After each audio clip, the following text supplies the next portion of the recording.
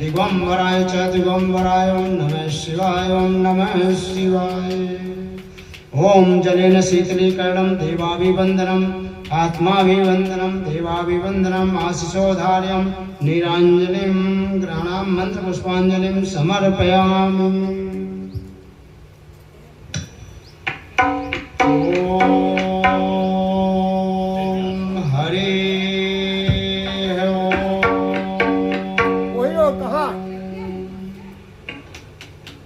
श्री गणेशाय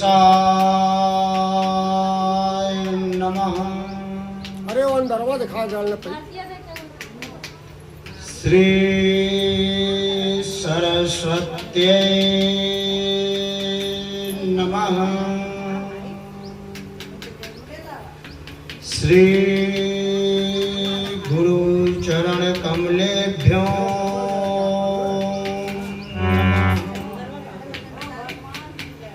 श्री उमा महेश्वराय नमः। श्री सांब सदा शिवाय नमः। नारायणं नमस्कृत्य नरं चैव नरोत्तमं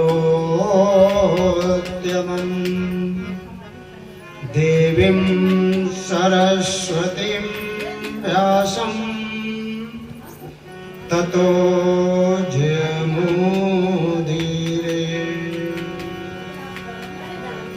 लक्ष्मीनाथ समारम्भां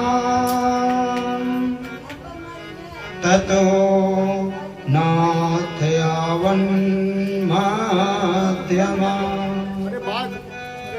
अस्मदाचार्यं पर्यन्तां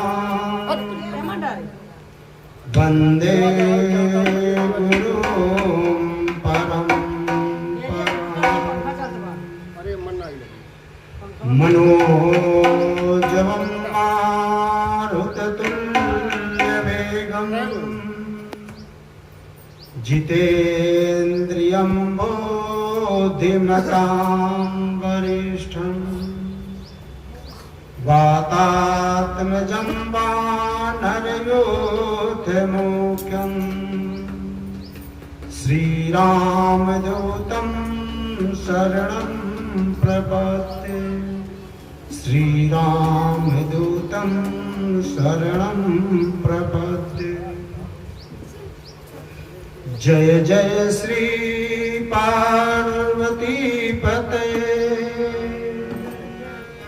जय जय अर्धनारीश्वर। जय पशुपति महादेव प्रभु। जय जय शूलपाणी महेश्वर। उमा मेरी माँ तो है, पिता मेरे भोलेनाथ। इन दोनों के चरणों में मेरा कोटि कोटि प्रणाम। मेरा कोटि कोटि आए हैं तो लीजिए प्रेम से शिव का नाम। सब भक्तों को दास राम नारायण का जय जय भोलेनाथ। जय जय शंभुनाथ। जय जय शंभुनाथ।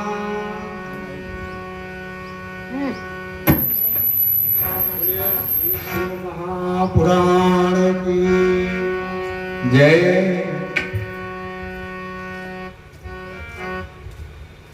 आज शिव महापुराण कथा का तृतीय दिवस कथा पांडाल में उपस्थित सभी प्रेमी भक्तों तथा इस स्थान पर उपस्थित चर अचर दृश्य अदृश्य सभी देवी देवता सिद्ध मुनिगण को व्यासपीठ से मेरा सादर नमन प्रणाम। आज के कथा में पधारे सभी भागवत प्रेमी भक्त गणों को व्यासपीठ से कोटि कोटि साधुवाद। बोलिए श्री शिव महापुराण की जय। आइए भजन के माध्यम से कथा में प्रवेश करें। बोले शंकर भगवान की जय।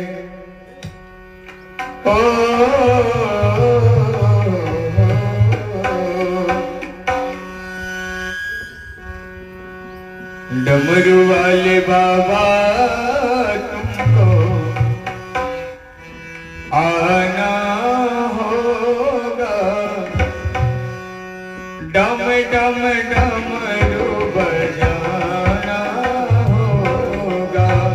डमरू वाले बाबा तुमको आना होगा। डम डम डमरू बजाना होगा। डमरू वाले बाबा तुमको आना होगा। डमरू बजाना पड़ेगा। गौरा संगे गणपति जी को, गौरा संगे गणपति जी को, गौरा संगे गणपति जी को डम डम डमरू बजाना होगा। वाले बाबा तुमको आना होगा। डम डम डमरू बजाना होगा। भोले बाबा तुमको आना पड़ेगा। डमरू बजाना पड़ेगा।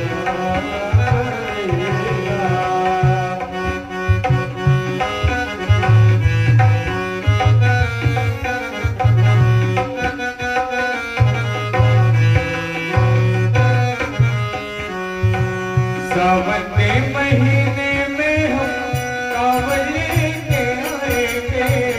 पावन गंगा जल से बाबा तुमको नहलाएंगे। सावन के महीने में हम कांवड़ लेके आएंगे। पावन गंगा जल से बाबा तुमको नहलाएंगे। सावन लेके आएंगे और तुमको नहलाएंगे। कांवड़ियों को पारे लगाना होगा।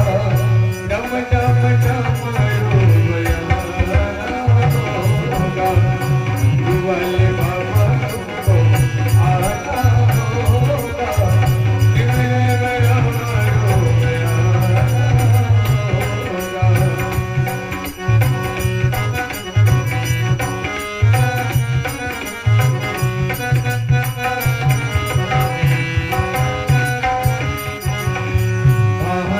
धतूरा तुझे बाबा तुम पे, भागे धतूरा बाबा तुम पे चढ़ाएंगे। कर से चंदन से बाबा तिले लगाएंगे। केसरिया चंदन से तिले लगाएंगे। भक्तों का कहते, भक्तों का कहते निंदा ना होगा।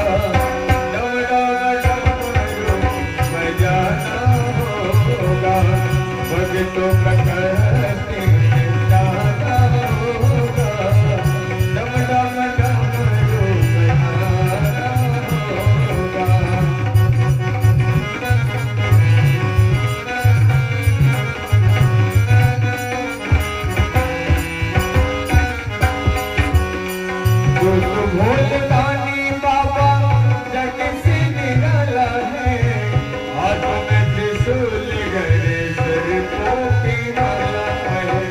तू तो भोलदानी बाबा जग से निराला है, हाथों में त्रिशूल गले सर को कमाला है। नंदिया पे चढ़ कर आना होगा, नंदी पे चढ़ कर आना होगा। डम डम डमरू बजाना होगा, मेरे भोले बाबा तुमको आना होगा। डम डम डमरू बजाना होगा, ओ डम डम डमरू बजाना होगा। बोले महाशिवपुराण की जय। बोले श्री शिव महापुराण की जय।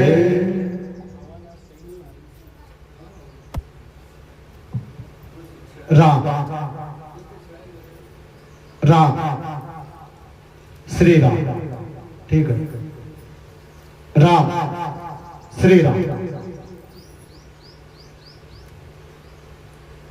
कल दूसरे दिन की कथा में आप सबने पार्थिव शिवलिंग निर्माण, पूजन, अभिषेक और शिव पूजा के बारे में कथा श्रवण किए। आज उसी कड़ी में शिव पूजा संबंधित कथा श्रवण कराते हुए शिव महापुराण कथा को श्रवण कीजिए। शिव महापुराण कथा में पार्थिव शिवलिंग निर्माण, पूजन, अभिषेक से बिना कोई भी जतन किए अगर आपको कुछ भी जतन आपसे नहीं हो पाता, कोई भी, सूत जी महाराज जी कहते हैं, नंदीकेश्वर महाराज जी कथा श्रवण कराते हैं कि यदि आप कोई भी जतन नहीं कर पाते हैं, कोई भी पूजा पाठ, शिव चिंतन, शिव मनन, शिव मंत्र, जप आदि कुछ भी अगर आपसे जतन, पूजा पाठ नहीं हो पाता है, तो शिव जी को इस कलिकाल में प्रसन्न कर मुक्ति के लिए पार्थिव शिवलिंग निर्माण, पूजन, अभिषेक करा करके प्रत्येक मनुष्य अपने इस धरातल पर सभी भोगों को भोग करके अंत में शिव धाम के लिए मुक्ति प्राप्त कर सकता है। अगर कोई भी जतन, कुछ भी आपको नहीं आता। नंदीकेश्वर महाराज जी कहते हैं कि शिव जी को भांग, धतूरा, बेलपत्र ऐसी ऐसी वस्तुएं प्रिय हैं जो ना तो महंगी होती हैं और ना ही बाजार में बिकती हैं। आप इसे कहीं से भी अपने आसपास से प्राप्त कर सकते हैं। हमारे भोले बाबा इतने भोले हैं, एक लोटा जल चढ़ाइए, भोले बाबा प्रसन्न भाव से। बाबा भाव के भूखे हैं, भाव है तो भाव से बेड़ा पार है, और भाव नहीं है तो भाव से बेड़ा पार नहीं है। इसलिए भाव से भगवान को भजिए, भाव से जपिए और भाव श्रद्धा से ही पूजा अर्चना कीजिए। अगर कोई भी जतन नहीं होता तो पार्थिव शिवलिंग निर्माण मिट्टी से शिव जी बना करके आह्वान से लेकर के विसर्जन तक उनका पूजन करवाएं, उसी से ही मुक्ति प्रदान है।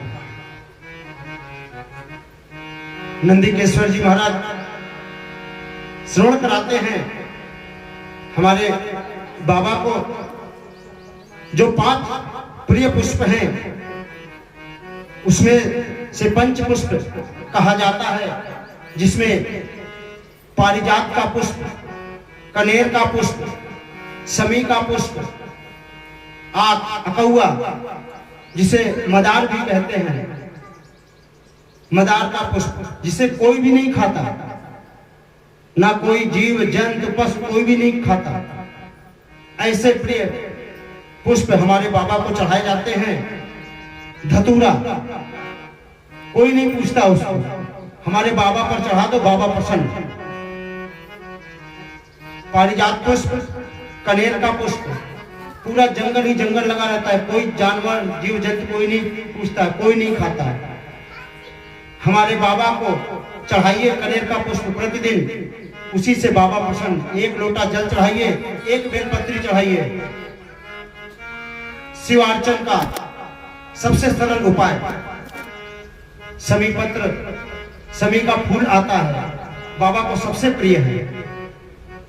मदार का पुष्प बाबा को सबसे प्रिय है, और धतूरा, ये पंच पुष्प में आते हैं। धतूरे का फूल आता है, दो तरह के होते हैं, एक सफेद और एक बैगनी कलर का। जो मिल जाए बाबा को अर्पित करिए, बाबा प्रसन्न। ये पंच पुष्प में आते हैं, बाबा को चढ़ते हैं। देखिए, अलग अलग देवी देवता के अलग अलग पुष्प चढ़ाए जाते हैं। सभी क्या करते हैं, जो पुष्प मिला और जो भगवान मिले उन्हीं को अर्पित कर दिए। लाल पुष्प सबको, हमारे भोले बाबा को लाल पुष्प नहीं चढ़ता। गणेश जी को, हनुमान जी को और देवी जी को लाल फूल प्रिय है, ये पुष्प उन्हें चढ़ाने चाहिए। गणेश जी, देवी जी और हनुमान जी, भैरव जी, जो आदि शक्ति जितनी देवियां हैं उन्हें लाल पुष्प चढ़ाया जाता है। माता सरस्वती को पीला फूल पसंद है, उन्हें पीला फूल चढ़ता है।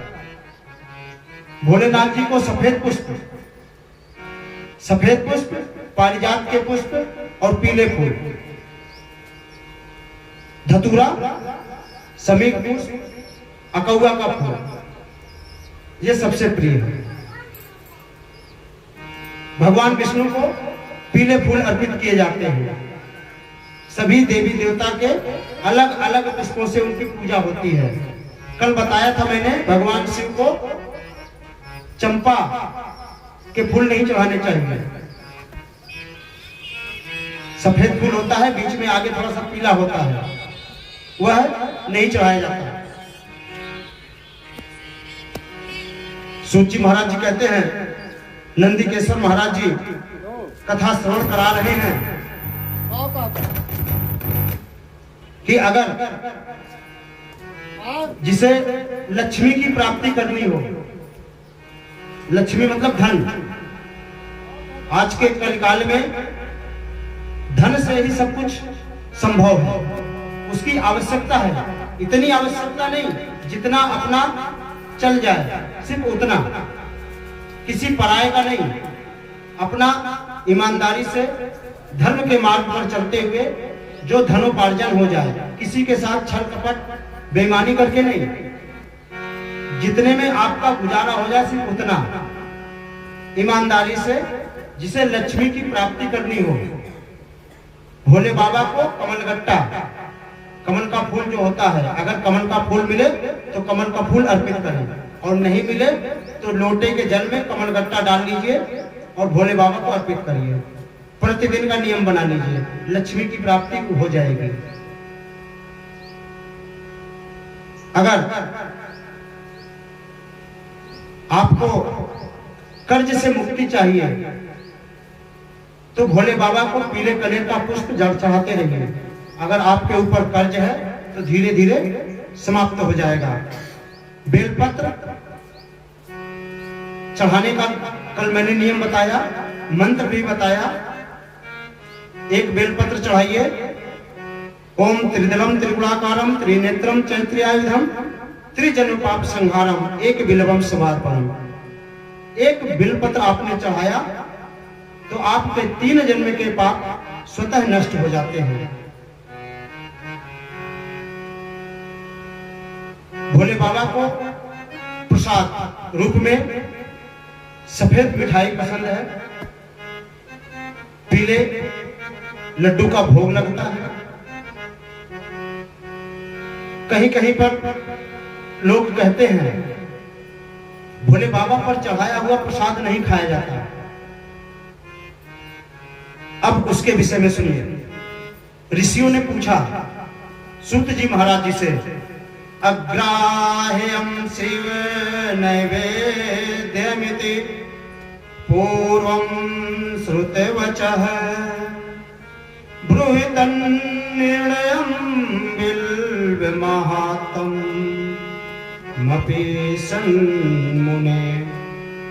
ऋषि जी कहते हैं, हे सूत जी महाराज, कहीं कहीं पर वर्णन आता है बाबा पर जो बेलपत्र, जल, भोग आदि नैवेद्य चढ़ाए जाते हैं उन्हें ग्रहण नहीं करना चाहिए, ऐसा लिखा गया है। सूत जी महाराज जी कहते हैं, शिव भक्त है, शुचि है, शुद्ध है, सद्व्रती, दृढ़ निश्चय भक्षये शिव नैवेद्य तेजेद ग्राह भावना। हे सौनक जी, अन्य ऋषियों, जो शिव भक्त है, शुद्ध है, मन से निर्मल है, सद्व्रती है, दृढ़ निश्चयी है, उसे शिव नैवेद्य अवश्य ग्रहण करना चाहिए अगर वह शिव भक्त है तो। शिव भक्त का आशीर्वाद प्राप्त होता है। शिव जी पर चढ़ा हुआ जल अवश्य ग्रहण करना चाहिए, शिव जी पर चढ़ा हुआ बेलपत्र अवश्य ग्रहण करना चाहिए और शिव जी पर लगा हुआ नैवेद्य अवश्य ग्रहण करना चाहिए। इससे शिव कृपा प्राप्त होती है। शिव भक्तों के लिए यह अनिवार्य है, शिव प्रसाद है। अगर शिव प्रसाद ग्रहण नहीं करेंगे तो शिव कृपा प्राप्त नहीं होगी। अलंग्यां सहस्रेणाप्यलं यागार्बुदर्रैपि भक्षिते शिव नैवेद्ये शिव सायोज्य मान्यूयात्। नंदीकेश्वर महाराज कथा श्रवण कराते हैं। सूत जी महाराज जी ऋषियों से कह रहे हैं, जो भी शिव नैवेद्य ग्रहण करता है, चाहे शिव जी पर चढ़ाया हुआ जल हो, बेलपत्र हो या नैवेद्य हो, जो भी ग्रहण करता है उसे शिव की शरणागति प्राप्त होती है। शिव उसे अपनी शरण में ले लेते हैं और पुण्यान्यायांत कोटिशः, उसके करोड़ों करोड़ों पुण्य प्राप्त हो जाते हैं शिव नैवेद्य ग्रहण करने से। भावना यह रखनी चाहिए कि हम शिव प्रसाद ग्रहण कर रहे हैं। दृष्ट्वापि शिव नैवेद्य याति पापानि दूरतः भक्ते तु शिव नैवेद्य पुण्यान्यायांति कोटिशः। शिव नैवेद्य को देख लेने मात्र से याति पापानि दूरतः, सारे पाप दूर भाग जाते हैं। शिव नैवेद्य देख लेने से सारे पाप दूर भाग जाते हैं। भक्ते तु शिव नैवेद्य पुण्यान्यायांति कोटिशः, और नैवेद्य ग्रहण कर लेने से, जल ग्रहण कर लेने से, शिव पर चढ़ा हुआ बेलपत्र ग्रहण कर लेने से कोटि पुण्य प्राप्त हो जाते हैं। अलंग्यां सहस्रेणाप्यलं यागार्बुदैरपि भक्षिते शिव नैवेद्ये शिव सायुज्य मान्यो यान्त। एक यज्ञ बहुत होते हैं, एक अर्बुद यज्ञ होता है। जो शिव नैवेद्य ग्रहण करता है उस अर्बुद यज्ञ का फल उसे प्राप्त हो जाता है। अर्बुद यज्ञ में जो भी चढ़ाया जाता है वो भगवान शिव का ही सामग्री होता है। एक बार एक श्राद्ध देव नाम के मनु, जो इक्ष्वाकु वंशी के थे, पुत्र थे, उनके 9 पुत्र नाभाग थे। इन पुत्र नाभाग जे अम्बरीश, इनके पुत्र नाभाग अम्बरीश विष्णु भक्त थे। नाभाग को शिव ने ज्ञान दिया। उस समय एक जगह अर्बुद यज्ञ चल रहा था। वहां पर जो यज्ञ करवा रहे थे वह कुछ मंत्र श्लोक भूल जाते थे। तो उस समय जो उनके 4 पुत्र थे, उसमें से जब एक पुत्र काशी विद्या अध्ययन के लिए गए, तो यहां 3 पुत्रों ने आपस में अपने पिता का सारा धन बांट लिया। जब वह काशी से विद्या अध्ययन करके आए, तब भाइयों से बोले कि मेरा जो बंटवारे में मिला है मुझे वापस कर दो। बोले तुम्हारे बंटवारे में तो सिर्फ तुम्हारे पिताजी हैं। वह अपने पिताजी के पास गए। बोले पिताजी, हमारे भाइयों ने ऐसा कहा। तो बोले ठीक है, तुम मेरे पास आए हो, मैं तुम्हें एक उपाय बताता हूं। एक जगह यज्ञ चल रहा है, तुम उस यज्ञ में जाओ। वहां जो यज्ञ करवा रहे हैं वह कुछ मंत्रोच्चारण भूल जाते हैं। तुम उस मंत्र को उन्हें स्मरण कराओ, यज्ञ संपूर्ण करो, जिससे वह जब स्वर्ग लोक की तरफ जाने लगेंगे तो जो सामग्री बचेगी वो तुम्हें दे देंगे। उससे तुम अपना जीविका चलाना। वह उस यज्ञ में जाते हैं और यज्ञ को पूर्ण करवाते हैं। जब सभी ऋषि यज्ञ करके स्वर्गलोक की तरफ जाने लगते हैं, तो जो शिव को चढ़ाया हुआ जो सामग्री बचती है, वह उसे दे करके कहते हैं कि ये अब तुम्हारा है, ले जाओ। जैसे ही वह एक पोटली बनाने लगते हैं, तभी शिव प्रकट हो जाते हैं और कहते हैं कि यह हमारी वस्तुएं हैं। यज्ञ में जो भी सामग्री चढ़ाई जाती है वो हमारा हो जाता है, तुम इसे नहीं ले जा सकते। बोले हमारे पिता ने ये कहा है कि तुम उनके यज्ञ को संपूर्ण करवाओ, और जब वह स्वर्ग जाने लगेंगे तो जो वस्तुएं होंगी वो तुम्हें दे देंगे, वो तुम्हारा हो जाएगा, उसे अपनी जीविका चलाना। बोले भोलेनाथ जी बोले तुम जाकर के अपने पिताजी से पूछो, जो यज्ञ की वस्तुएं होती हैं वो हमारी हैं, किसकी हैं।